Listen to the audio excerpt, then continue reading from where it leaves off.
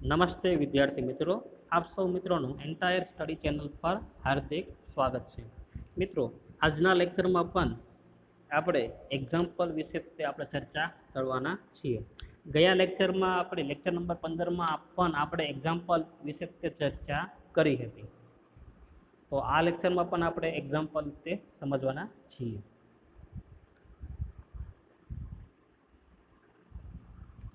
તો જે એક્ઝામ્પલ છે એનું સ્ટેટમેન્ટ આ પ્રમાણે છે: find the second difference of the પોલિનોમિયલ. પોલિનોમિયલ આપણને આપી છે આપણને આખી x⁴ - 12x³ + 42x² - 30x + 9 આપણને આપેલું છે. With interval of differencing h = 2. આની પહેલાંનું તમે લેક્ચર જોયું હશે, એમાં આપણે જે ડિફરન્સ એક્ઝામ્પલમાં લીધું હતું એમાં આપણે ડિફરન્સ કેટલો આપ્યો હતો મિત્રો? 1 આપ્યો હતો. કેટલો આપ્યો હતો? 1 આપણને આપેલો હતો. પરંતુ આ એક્ઝામ્પલમાં ડિફરન્સ આપણે 2 લઈને ચાલવાનું છે. એટલે આ એક્ઝામ્પલ થોડુંક અલગ થશે, બરાબર? એટલે મેથડ તો એ જ રહેશે, પણ એમાં ડિફરન્સ 2 લઈને આપણે કરીશું. એટલે ખાસ આ એક્ઝામ્પલ તમે સમજજો, બરાબર? એટલે 1 માટે પણ તમને આવડી જાય અને 2 માટે પણ તમને આવડી જાય. એટલે પછી 3 માટે હોય કે 4 માટે હોય, તમને આ એક્ઝામ્પલ સરળતાથી આવડી જશે. પણ મોસ્ટ ઓફ તો આપણને મિત્રો એક્ઝામમાં ડિફરન્સ 1 કે 2 માટે પૂછાય છે. અને એ પણ આમાંથી તે કોઈ પણ એક એક્ઝામ્પલ આપણને એક્ઝામમાં બેઠો એ લોકો પૂછે છે. નવા એક્ઝામ્પલ આપણને પૂછતા પણ નથી. એટલે ખાસ તો તમારે આ બધા એક્ઝામ્પલ તમે કરી નાખો તો એ વાંધો આવશે નહીં. તો સૌ પ્રથમ તો આપણને ખબર છે તેમ અહીંયા સ્પષ્ટ કીધું નથી કે તમારે કઈ મેથડથી આ દાખલો સોલ્વ કરવાનો છે. તો મેં તમને કીધું એમ આપણે મોસ્ટ ઓફ કઈ મેથડ અપનાવીએ છીએ? સિન્થેટિક ડિવિઝન મેથડ તે આપણે વાપરીએ છીએ, બરાબર? જો સ્પષ્ટ કર્યું ન હોય તો. જો સ્પષ્ટ કર્યું હોય તો આપણે જે તે મેથડ આપણે અપનાવશું. પણ અહીંયા મેથડનો કાંઈ સ્પષ્ટ કીધું નથી, એટલે આપણે કઈ વાપરશું? Synthetic division method. અને ડિફરન્સ અહીંયા આપણે કેટલો છે? 2. આ આપણી પોલિનોમિયલ. અને આપણે શું ફાઇન્ડ કરવાનું કીધું? જો એ લોકોને રકમ એ લોકો સ્પષ્ટ કીધેલું છે, આપણે ખાસ મગજમાં રાખજો. શું ફાઇન્ડ કરવાનું કીધું છે આપણને? Find the second difference. એટલે જે આપણે અગાઉના એક્ઝામ્પલ જે મેળવશું ને આપણે આન્સર, એમાં આપણે ક્યાં સુધી વિકલન કરવાનું છે? સેકન્ડ ડેરિવેટિવ સુધી આપણે કરવાનું છે, આગળ વધવાનું નથી.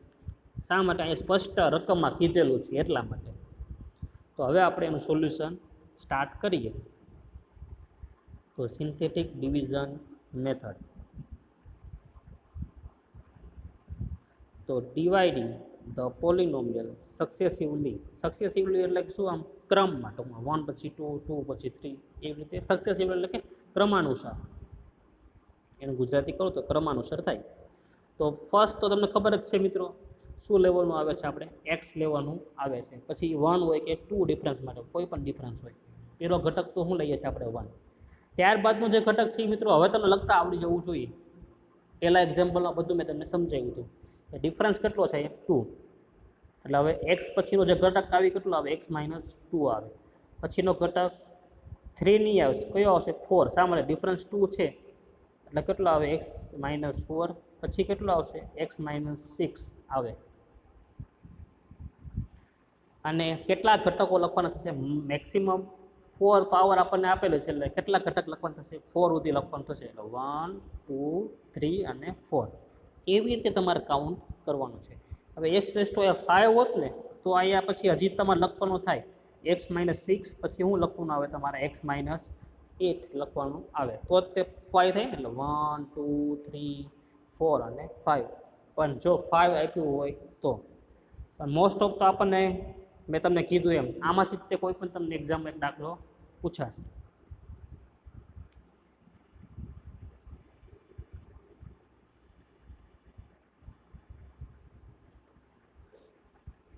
હવે મિત્રો જે આપણે ડિવિઝન મેથડ છે એ આપણે ચાલુ કરીએ. તો પહેલો જે ડિફરન્સ એ તો શું છે? 0. એટલે 0. પછી 2, 4, 6 એ તમારે શું બની જશે? પહેલી કોલમ. હવે મિત્રો આ 1 ક્યાંથી આવ્યો? હવે તમારે બધા જે આ બહુપદી આપણને આપેલી છે ને રકમમાં, એ તમારે એના શું લખવાના આવશે? સહગુણક.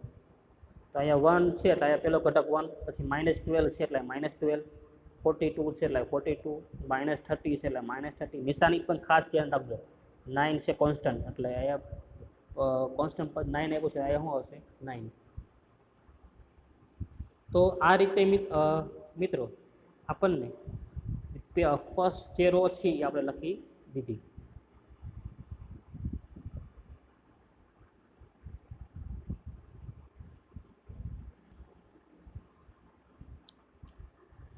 તો આ જે ફર્સ્ટ રો છે અને ફર્સ્ટ કોલમ એ તમને ખ્યાલ આવી ગયો કઈ રીતે લખવાની, બરાબર. હવે મિત્રો નિયમ પ્રમાણે અહીંયા શું આવશે? 0. આ જે ઊભી સંખ્યા છે એનું આપણે શું કરીએ છીએ ભાઈ? એનો એડિશન, એટલે કે 1 + 0 કરો એટલે કેટલો આવશે આન્સર? 1. એ 1નો તમારે મલ્ટીપ્લાય કરવાનો 0 સાથે એટલે કેટલો આવશે? 0 આન્સર આવશે. -12 0 એટલે -12. હવે મિત્રો આ 0 અને -12નો તમે મલ્ટીપ્લાય કરો એટલે જવાબ શું આવશે? 0.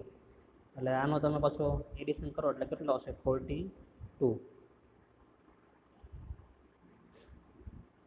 તો હવે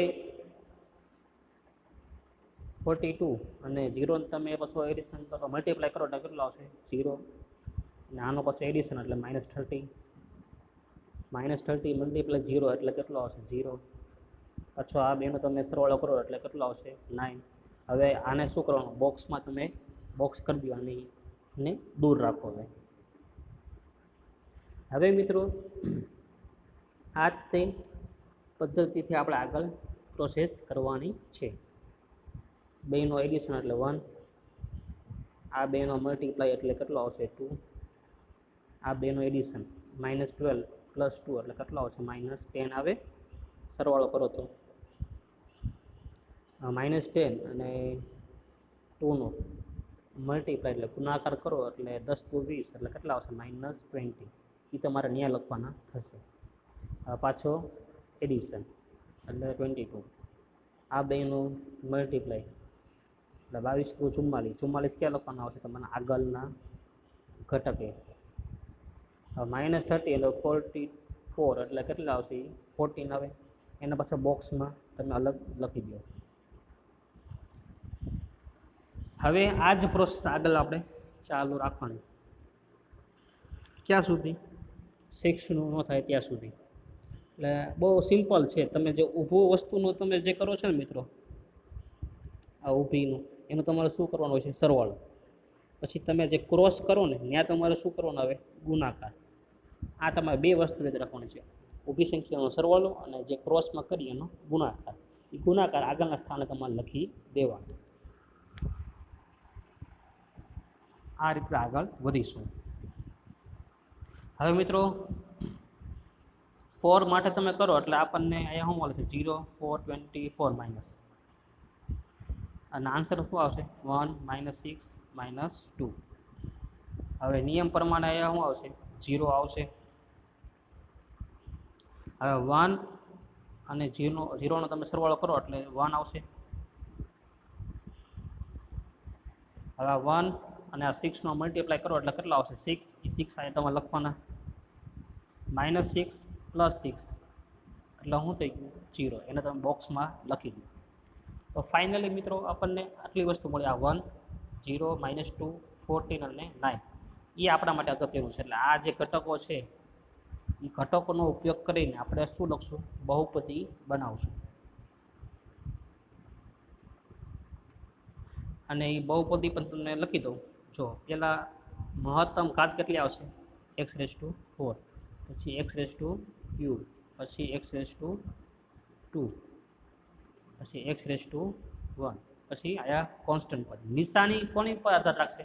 જે ઘટક આપણને આ ડિવિઝન મેથડમાં મળે છે ને, નિશાની એની ઉપરથી આપણે મૂકીશું.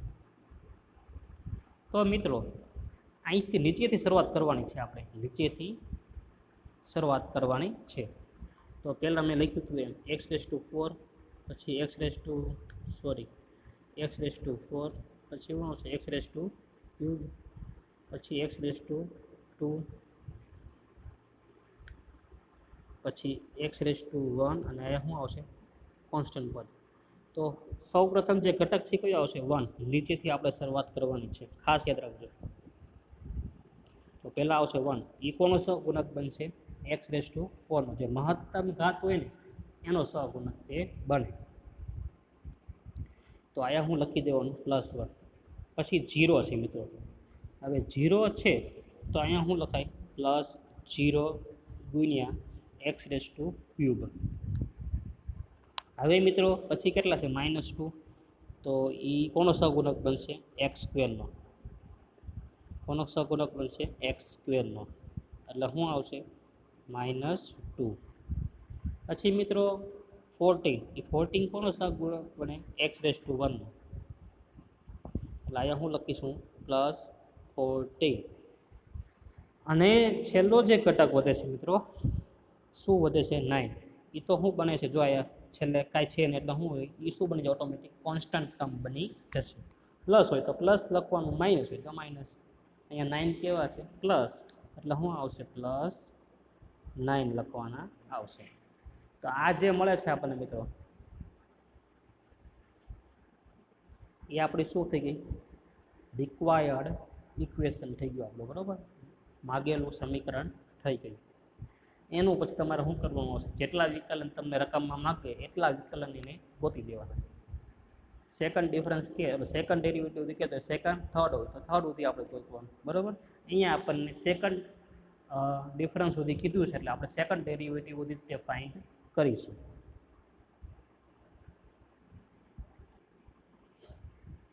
તો હમણાં મેં જે તમને ઇક્વેશન સમજાવ્યું કઈ રીતે ઇક્વેશન બને છે એ ઇક્વેશન જ તે મેં અહીંયા લખેલું છે જુઓ. નાવ the required equation is. Equation કઈ રીતે લખ્યું ભાઈ એ હમણાં મેં તમને આખું સમજાવ્યું, બરાબર. સમજાઈ ગયું ને તમને કઈ રીતે આવ્યું. જે ઓલી આપણે 0 આવતી હતી ને કોનો પાવર હતો તમને ખ્યાલ હોય તો 0 × x⁵. હવે 0 સાથે તમે ગુણા એટલે જવાબ તો શું આવવાનો છે 0 જ તે આવે. એટલે સ્ટેપ ન લખો તો ચાલે, એટલે x⁴ વાળું સ્ટેપ આમાં આવશે નહીં. શા માટે 0 થઈ જાય છે એટલા માટે x⁴ પછી -2x² + 14x⁴ એટલે +9.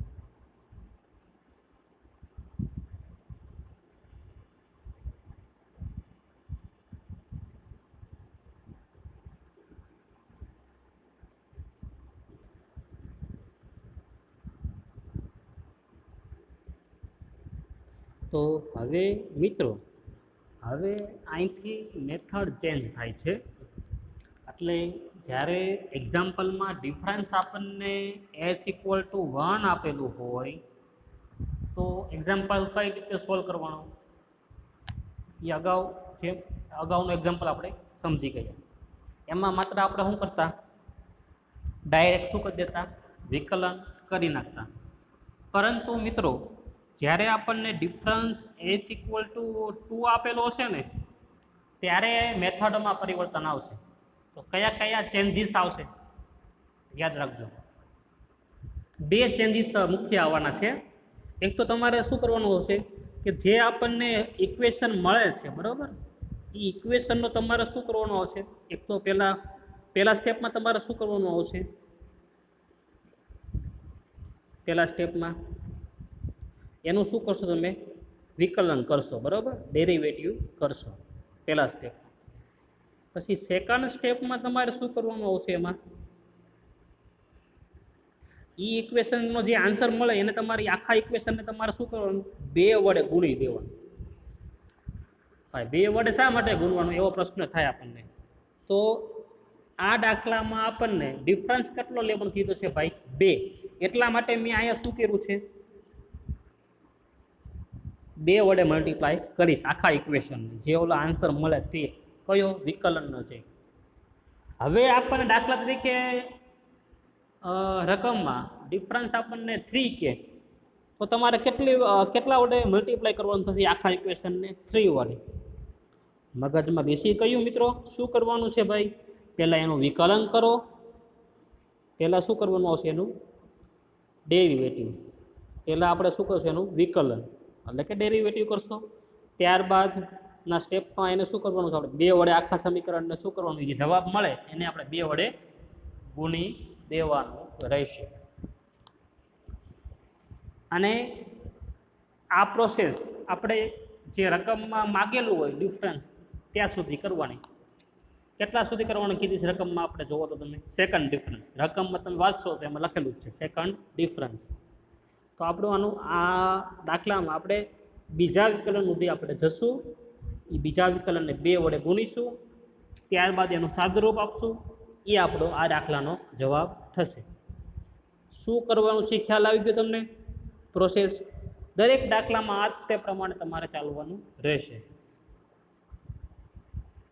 તો હવે આપણે આ સમજીએ. જો ખાસ ધ્યાન રાખજો મિત્રો, શું કરવાનું છે આપણે. જો આપણી પાસે જે બેઝિક ઇક્વેશન છે એ આ છે આપણી પાસે, એનો ઉપયોગ કરીને આગળ વધવાનો છે. તો નિયમ પ્રમાણે અત્યારે તમારે આ કાંઈ જોવાનું નથી, આ કાંઈ જોવાનું નથી. અત્યારે હું જે તમને સમજાવું એ રીતે તમારે જોવાનું છે.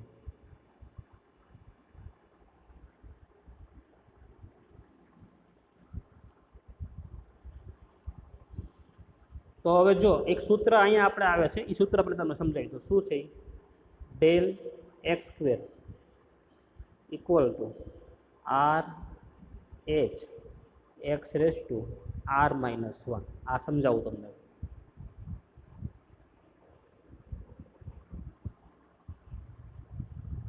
તો મિત્રો આ ડેલ એક્સ સ્ક્વેર બરાબર, એમાંથી આ ડાયરેક્ટ આવે છે. કઈ રીતે આવે એ તમે સમજાવો. શું કરવાનું છે? આ ડેલ એક્સ સ્ક્વેરનું તમારે વિકલન કરો. હવે તમે એનું વિકલન કરો મિત્રો આનું, તો શું થાય પહેલાં મને કહો તો બેઝિકલી.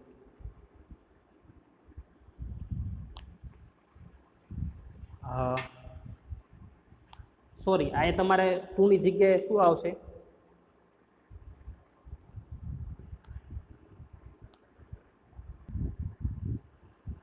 સોરી, આ ભૂલમાં તમારે 2ની જગ્યાએ તમારે શું લખવાનું આવશે? અહીંયા અહીંયા આર લખી દેજો. તમને શું લખવાનું આવશે? આર. ભૂલમાં 2 લખાઈ ગયા છે અહીંયા. અહીંયા તમારે શું લખવાનું આવશે? આર લખવાનું આવશે. ખાસ યાદ રાખજો. તો હવે મિત્રો હું સૂત્ર ફરીવાર લખું છું, del X raise to R. તો આનું તમે વિકલન કરો એટલે આર એક્સ રેસ ટુ એક ઘાત ઘટે એટલે શું આવશે? આર માઇનસ 1 આવે. હવે એને તમારે કોની સાથે ગુણવાનું આવશે? એચ સાથે. આ એનું વ્યાપક સૂત્ર છે. તો હવે મિત્રો જે પણ વિકલન ગોતતા એનું વિકલન કરો. પછી જે વિકલન મળે છે એને તમારે શું? એચ વડે ગુણાકાર કરવાનો. હવે એચ તમે રકમમાં આપેલું હશે, 1 આપ્યો, 2 આપ્યો, 3 આપ્યો, એની વડે તમારે શું કરવાનું? ગુણાકાર. એ તમારો ફાઇનલ આન્સર થાય. બરાબર? સમીકરણ સમજાઈ ગયું તમને? શું કર્યું? વિકલન કર્યું. શું કર્યું? વિકલન કર્યું અને એનો એચ સાથે ગુણાકાર કર્યો. તો આ સૂત્રનો ઉપયોગ આપણે અહીંયા કરીશું. તો મિત્રો હવે આ જે પદાવલી મળી છે, ઇક્વેશન મળ્યું, એનું પહેલાં આપણે કરીએ વિકલન. એટલે ડેલ એફ ઓફ એક્સ. હવે del f of x, x raise to 4નું વિકલન શું થાય? 4x cube. એને તમારે કેના વડે ગુણવાનો આવશે? એચ કેટલો લેવાનો છે મિત્રો? રકમમાં કેટલો આપ્યો છે? 2. એટલે કેટલા વડે કરવાનો આવશે? 2 વડે મલ્ટીપ્લાય કરો. હવે અહીંયા જોઈ નાખો -2x સ્ક્વેર. તો -2x સ્ક્વેરનું વિકલન થશે. કરો તો શું આવે? -2 તો છે જ તે. 2 આગળ આવે અને વધે શું? ખાલી x. એને કેટલા વડે ગુણવાનું આવશે? એચ કેટલો છે? 2. એટલે 2 વડે મેં અહીંયા ગુણ્યા. એટલે જોઈએ 3 વખત 2 આવી જશે. પછી મિત્રો 14 × x એટલે 14નું વિકલન કરો એટલે શું આવે? ખાલી 14. અને એને 14 આવશે ખાલી આનું વિકલન. અને કેટલા વડે ગુણવાનું આવશે? 2 વડે. એટલે શું આવશે? 2 × 14. અને છેલ્લું સ્ટેપ શું છે? 9 છે. એ તો કોન્સ્ટન્ટ છે એટલે એનું વિકલન શું મળે આપણને? 0. તો આવી રીતે મિત્રો આખી આપણને એક આ પરિણામ મળે છે. અને કાઉન્સમાં લખી દેવાનું ક્યાંથી કયા સૂત્રનો ઉપયોગ કર્યો? Del X raise to R. આ આર આવશે. R H X raise to R minus 1. એ સૂત્ર એટલે કે પરિણામનો ઉપયોગ કરે. સૂત્ર તો ન કહેવાય બરાબર, પરિણામ આપણે કહી શકીએ કે સૂત્ર જે આપણે કહેવું હોય. હવે મિત્રો આગળ આપણે વધીએ. હવે આમાં પહેલાં આપણે સાદુરૂપ દઈએ, પછી આગળ વધશું. તો તો 2 ઇન્ટુ 4 એટલે 8x ક્યુબ, 2 ઇન્ટુ 4 4 ઇન્ટુ 2 એટલે 8 એટલે માઇનસ 8x, 2 ઇન્ટુ 14 એટલે 28. આ આપણને મળ્યું કોના માટે? First difference. જો રકમમાં આપણને કીધું હોત કે ફર્સ્ટ ડિફરન્સ તે ગોતો, તો આ આપણો શું થઈ ગયો? આન્સર. તો અહીંયા આપણે અટકી જવાનું. પણ રકમમાં આપણે તમે જોશો ને મિત્રો, તો આપણે રકમમાં આપણને સેકન્ડ ડિફરન્સ ફાઇન્ડ કરવાનો કીધો છે. એટલે હજી આનું આપણે સેકન્ડ ડેરિવેટિવ ગોતવાનું થશે.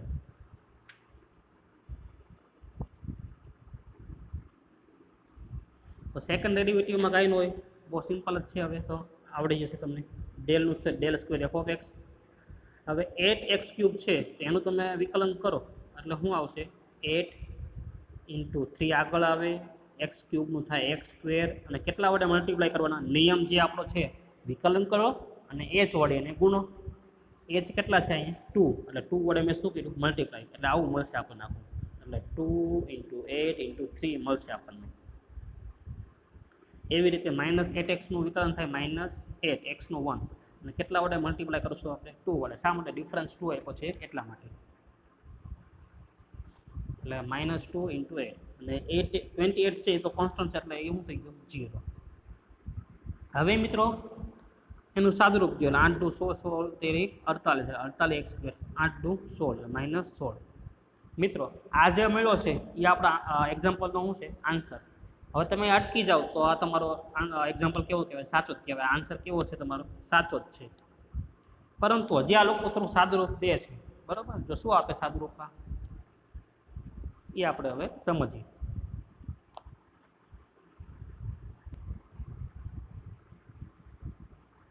હવે તમે જોશો મિત્રો, તો અહીંયા હવે જુઓ થોડુંક આમાં લોજિક છે. હવે તમે આ ન સમજાય તો કાંઈ એનું ચિંતા કરતા નહીં. તમને અહીંયા સુધી સમજાય છે તો આ આપણો આન્સર આવી ગયો.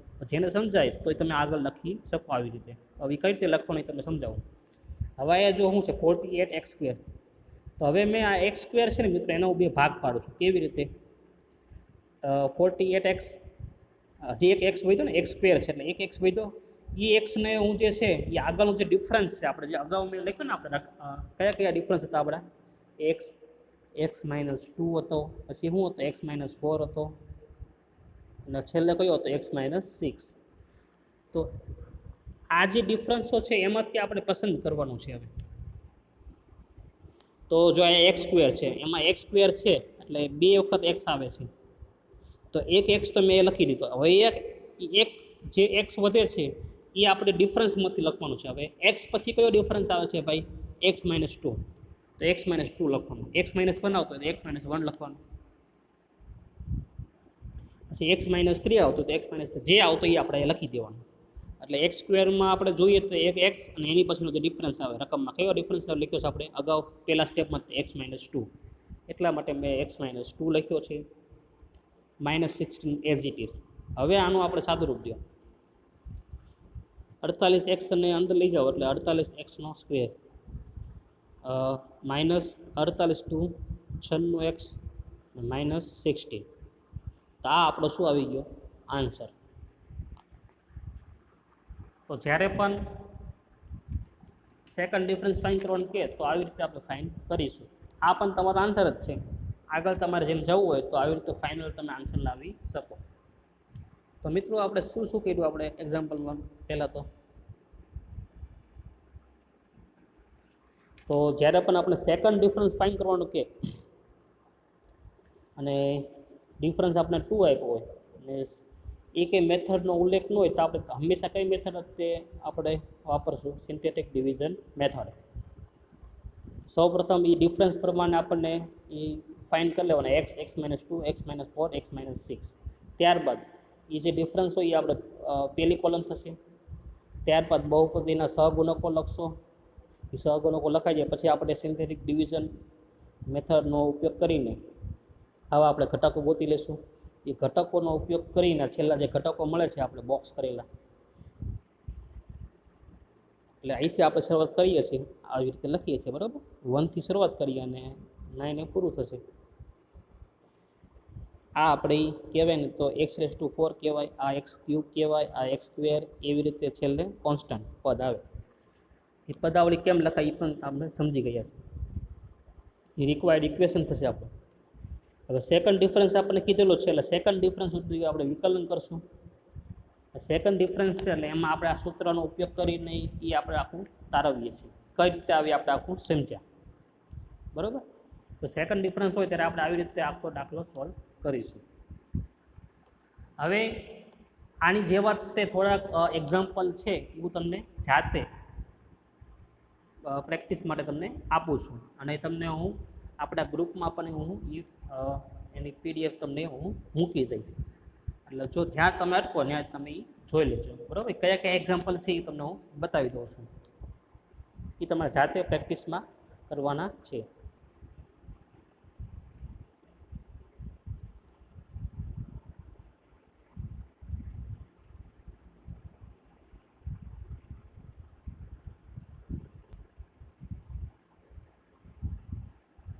તો મિત્રો એની પછીના જે એક્ઝામ્પલ છે હું જે તમને પ્રેક્ટિસ માટે આપવાનો છું, બરાબર, એ તમને PDF તો મળી જ જશે. પણ જો એક આ છે એક્ઝામ્પલ, એની પછીનો જે 3 છે તે એનું સોલ્યુશન અહીં આપેલું છે. ઓકે,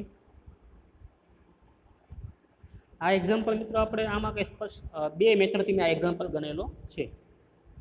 આ એક્ઝામ્પલ આપણે સિન્થેટિક ડિવિઝન મેથડનોથી સોલ્વ કર્યો છે, અને પછી આપણે જે ઓલી ફોરવર્ડ ડિફરન્સ ટેબલવાળી જે છે તે એ રીતથી પણ આપણે યુઝ કર્યો છે. 2 મેથડથી આ સોલ્વ કર્યો છે આપણે. એટલે જે બીજી જે મેથડ છે ટેબલવાળી આ છે એમાં, બરાબર.